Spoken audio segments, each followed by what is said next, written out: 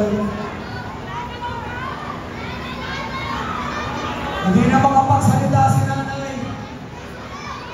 89 years old, hindi na makapagsalita.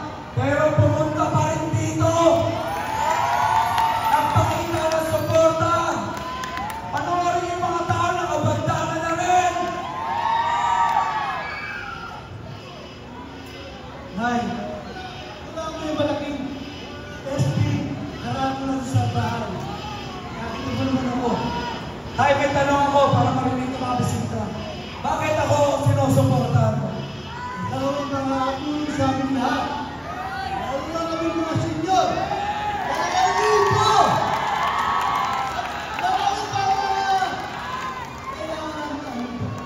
Ganito po yan. Palakpakan si tatay at si nanay. Sobrang tatanda na. Nakipagsiksikan pa rito. Kanina pa nag-aantay itong mga tuwa. Yung iba nasa 6 alas 7. Mag-aalas 11 na, nandito pa rin kayo. Kumain na ba kayo? Kumain na ba? Magkaroon na lakas ko. Ano? Kasi nandiyan ka na. Ito po, ang tunay na pagmamahal ng mga tao. Kung kayo man ang nasa kalagayan ko at ganito nakikita, hindi nyo sisirain ang tiwala ng mga Manilenyo. Palagi kong sinasabi sa mga Manilenyo, nasubukan nyo na po yung iba, bigyan nyo ako ng pagkakataon. Ipapakita akong posible ang pagbabago. Paisa lang. Sabi ko nga, kung hindi nyo nagustuhan, hindi nyo ako naramdaman, huwag niyo akong supportan sa susunod. Pero kilala ko itong mga kababayan ko.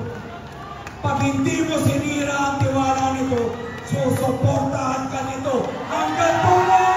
SB naman! SB naman! SB naman! SB naman!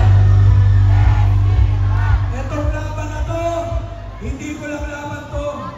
Laban natin lahat to. Laban ninyo, laban nung hanggang doon sa likod! SB! SB! SB! Nay, mga kababayan ko, mga kaibigan, kung meron lang akong pwedeng ipagmalaki na hindi nila kayang sabihin, ito yun, hindi ko pag-iinteresan ang pera ng mga Manilenyo. Mas pipiliin ko mapunta sa inyo ang pera ng Maynila kaysa mapunta sa mga bulsa ng mga magnanakaw. Kaya nga tayo, asahan nyo, tandaan nyo to, napakadaming videos. Una kong ipatutupad, pagkapanalo ko, yung 2,000 alawas ng seniors at PWD. 2,000! 2,000!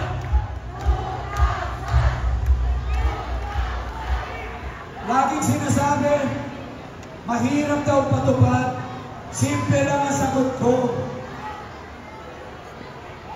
Ito ang paninira ng kalaban, mahirap daw ipatupad yung 2,000 bangkot.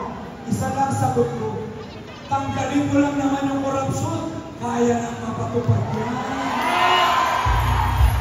Tanggalin mo na yung mga korup sa City Hall, mabibigay ko yung benepisyo nyo. Nay, magiging tulay nyo lang ako para yung pera naman nila nyo madiretso ko sa inyo. Kasi tuwing house to house ko, isa inihiling ninyo, pampagamot, pang-hospital, pang-maintenance. Kaya isa ang gagawin ko, bawat barangay dito sa Maynila, lalagyan ko ng health center, pupuloy ko ng libre gamot at maintenance. Tapos,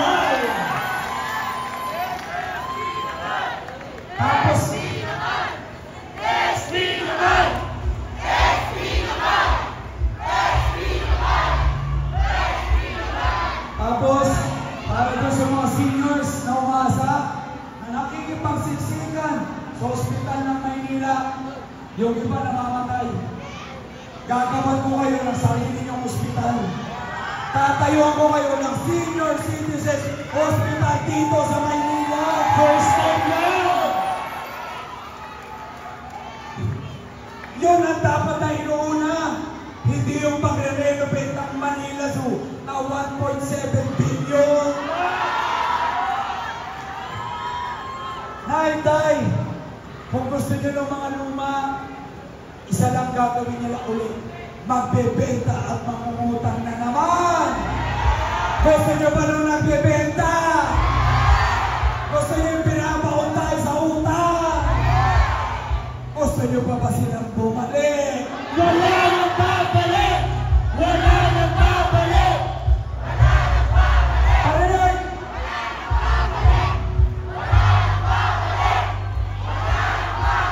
Yan ang sigaw ng Maynila! Walang babalik! Walang babalik! Yan ang tunay na sigaw ng Maynila. Connect na sila eh. Kahit saan ako magpunta. Alam nyo, yung nag-umpisa ako, may automatic kagad ako mga supporters. Bakit? Ito yung mga minaltrato. Ito yung mga inabuso. Ito yung mga hindi binigyan ng pansin. Sabi ng mga kalabang ko, SB, mayaman ka naman. Kaya mo naman tumulong kahit hindi ka tumatakbo kung may posisyon. Isa lang sabi ko, tumatakbo ko para ipagtanggol yung mga inaapi at inaabuso dito sa Maynila. SB! SB! SB! Alam nyo, walang magbabago kung hindi na magbago ang namumuno.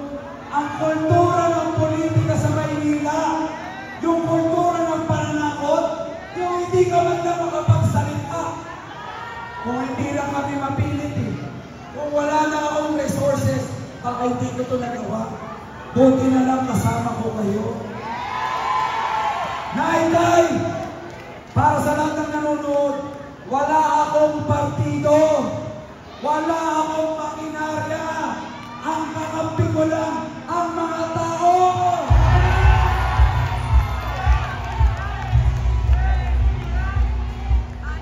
Nay, lahat ng programa ko nakalaan, serbisyo, diretso sa mga tao. Yung nagagawa ko pa dati, yung pagbibigay ko ng kabuhayan, yung pagbibigay ko ng puhunan ng negosyo, gagawin ko libo-libo kabuhayan para sa inyo. Ganito, panoorin niyo yung live ko. Kanina po, dumaan ako sa Santa Mesa, live, isang street. Dito sa isang street na to, may tatlong lumapit sa akin na natulungan ko at nabigyan ko ng kabuhayan. Ito yung kwento ko. Lahat ng sinasabi ko sa speech ko, galing sa karanasan ko. Tuwing umiikot ako, bawat kanto sa Maynila, may nabigyan ako ng pwesto sa palengke, tindahan, food cart. Ngayon, nabago na ang buhay. Kung ano man po ang nagawa ko sa buhay ko, nagawa ko sa ibang tao, mas pararamihin ko lang at mas palalawin ko lang dito sa Maynila. Tandaan niyo ang aking programa, 3K, nakatutok ko para sa mga kababayan ko. Ang kalusugan, kaalaman, at kabuhayan. Wala lang pangako dyan. Karamihan sa mga sinasabi ko, nagawa ko na. Nagawa na, ay, tama? Kayo ang saksi. Kayo nakakita. Lahat ng sinasabi ko may resibo.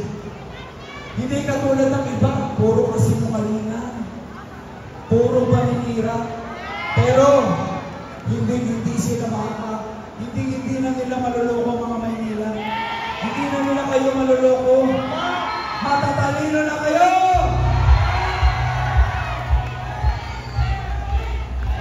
Kaya nga pakiusap ko, malapit na po ang eleksyon. Maraming bomba ay ngayon. 1,000, 2,000. Yung iba, dinadaan sa poll watcher, 3,000. Isa lang pakiusap ko mga manulit nyo. Sana po bumoto kayo ayon sa inyong konsensya. Nakakatawa nung isang araw, dumaan ako sa punto, sabi sa akin ng isang laali, halika, SB, may bubulong ako sa iyo. Akala ko ano, alam mo sabi niya, Paul watcher ko ng kalaban mo, pero ikaw ang iboboto ko. Pare-pareho ang sigaw, pare-pareho ang storya. Alam ko ang problema ninyo, nakasama ko kayo, inikot ko kayo, pinuntahan ko kayo. Bawat problema nyo, susolusyonan natin. Problema nyo sa kalusugan, problema ng mga estudyante, mga teachers, mga writers, mga toda, mga trackers, seniors, solo parents, mga walang trabaho, lahat po yan, narinig ko.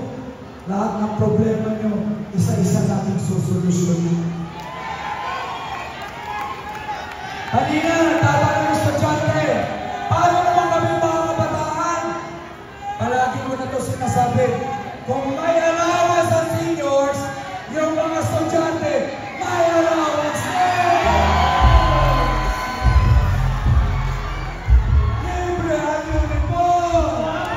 Libre ang school supplies! Libre pati sapatos! Gusto niyo ba yun? Tuwan-tuwa sila sa libre bag, libre sapatos, libre school supply. Pero alam niyo ba, hindi dapat kayo natuwa. Ginagawa na yan sa ibang lungsod sa Maynila. Maynila na lang ang pinag-iwanan dito sa